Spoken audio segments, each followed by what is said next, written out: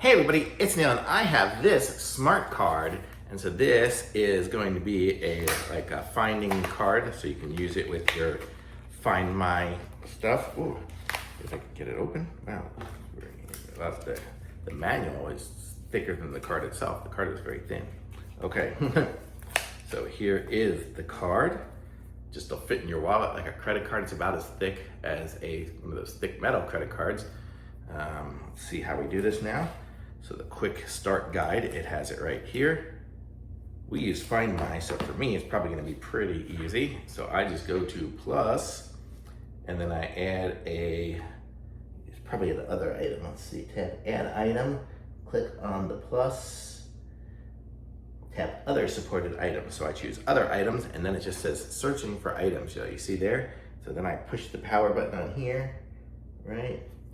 Tap other items. Okay, let's see. Okay, I pushed it, so now it did its little twirly. So hopefully it's searching now. So now I'm searching for items. Let's see if it finds it. And it says it found smart card. So now I can hit connect, and I can call this one Walleter. And I can choose an emoji if I want to, just like you do with any other Airtag stuff. The item is linked to my account. Oop, that has my phone number in it. But there we go, so I can hit finish, and now I have this item. So I can do play sound, just like I do with everything else. I can hit directions to it if it was somewhere else. If I had left it at a restaurant or something like that. Let me go back.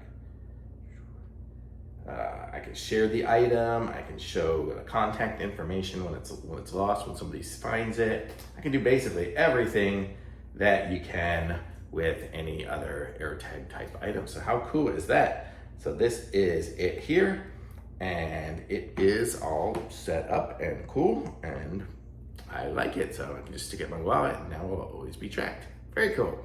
Thumbs up for sure.